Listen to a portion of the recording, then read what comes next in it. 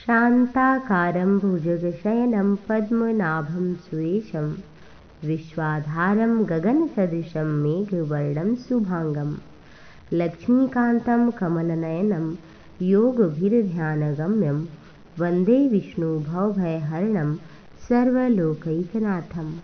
आइए श्रवण करते हैं एकादशी व्रत कथा। एकादशी व्रत कथा से सभी पापों का शमन विनाश होता है तथा कार्तिक मास के कृष्ण पक्ष की रमा एकादशी, रमा का अर्थ ही है लक्ष्मी, जो लक्ष्मी की प्राप्ति चाहता है उसे कार्तिक मास के कृष्ण पक्ष की एकादशी को व्रत तथा उनका भगवान श्री हरि का पूजन धूप दीप नैवेद्य तुलसी दल इत्यादि से करना चाहिए। इस दिन दीपदान तुलसी के नीचे करना चाहिए। पूरे मास कार्तिक में जो दीपदान तुलसी के नीचे करता है उसको सद्गति मिलती है। चलिए श्रवण करते हैं कथा। एकादशी जो कृष्ण पक्ष की करता है वो सभी सुखों से परिपूर्ण होता है। एक बार की बात है कि सूत जी ने शौनक आदि ऋषियों से भोग और मोक्ष प्राप्त करने वाले व्रत के बारे में बताया, जो कि कृष्ण पक्ष की कार्तिक मास की एकादशी थी। नर्मदा के तट पर एक ऋषि थे जिनका नाम गालव था। उनका आश्रम बड़ा सुंदर था। गालव का एक पुत्र था जिनका नाम भद्रशील था। वो भगवान श्री हरि का परम भक्त। वो खेलता भी था तो बालकों के साथ भगवान की मूर्ति बनाता था, उनकी पूजा करता, बालकों से भी इसी प्रकार करने को कहता, वो भी इसी तरह करते और व्रत करते। ऐसा चरित्र बालक का देख करके गालव ऋषि ने एक दिन पूछा, भद्रशील तुम सदैव भगवान भक्ति में लीन रहते हो और उनकी पूजा करते हो, ये तुम्हें किसने बताया? भद्रशील बोला कि पिताश्री, मैं आपको अपने पूर्व जन्म का वृतांत सुनाता हूँ। मेरा जन्म चंद्रवंश में हुआ था।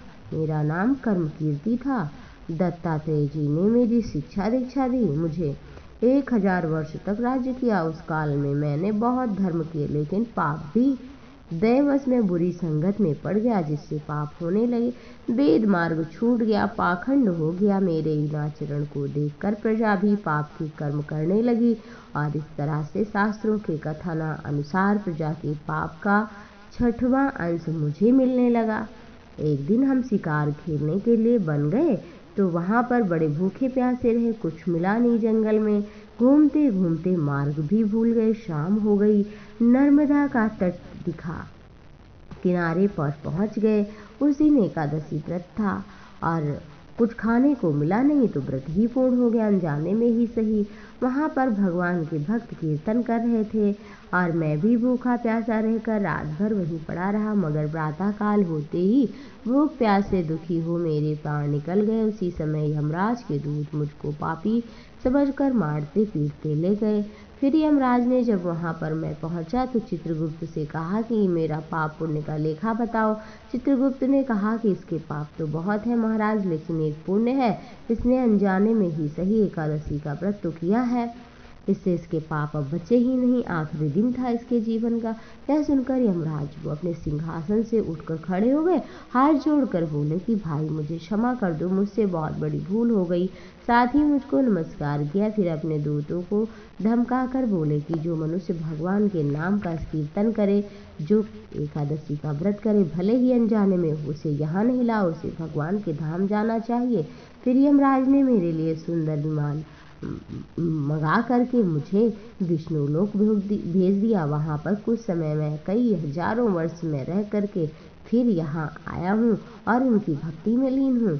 मुझे एकादशी के प्रताप से अपने पूर्व जन्म का कर्म भी याद है।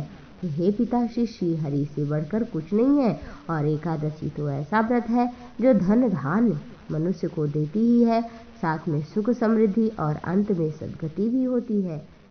जय श्री हरि।